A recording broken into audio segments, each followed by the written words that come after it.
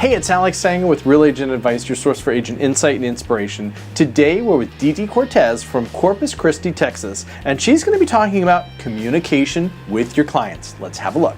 That you are as transparent as you can be with that buyer or that seller, because remember, you work for them. Depending on the situation, if you sign a buyer's rep or you're listing that property, you're working for them. So you need to be as transparent as you can.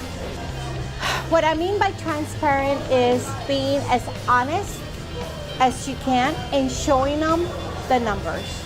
You show them a true CMA, for example, on a seller side, and listen to what they're telling you, because most of the time they will say, well, my house is worth this much.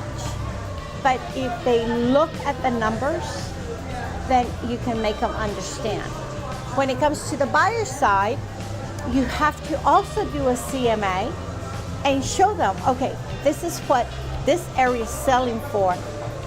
You need to be right within what sells. Because like anybody else, you try to make offers and sometimes they're so low, either the seller gets offended to where they don't want to work with you, but if you teach your buyer, then it should be a smooth transaction. So Dee Dee's talking about two separate things. The first is actually how you communicate with your client.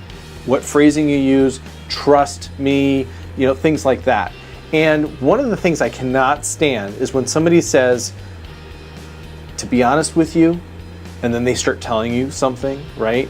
Because when I say to be honest with you, what's implied by everything I said before I said that? What's implied is I'm lying to you, right? So don't use that phrase, to be honest with you. I actually had to coach one of my clients who's also in sales to stop saying that. He would say it every other word. It bothered me.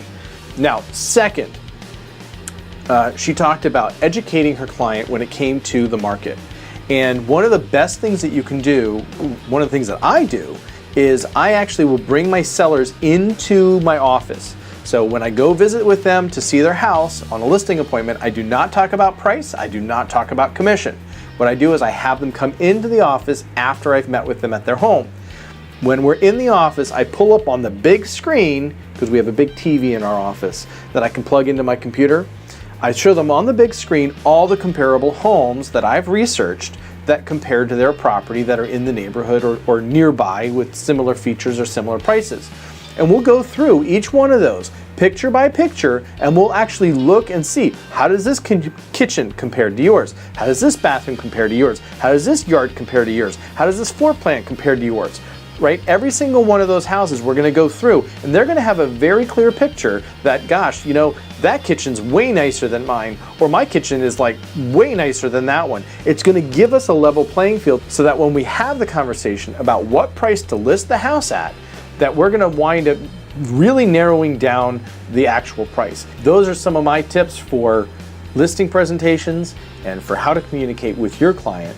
Hopefully you got some great information and insight from this video, and we'll see you next time on Real Agent Advice. If you have some great advice you'd like to share, or you'd just like to grab some coffee, email me at coffee@realagentadvice.com.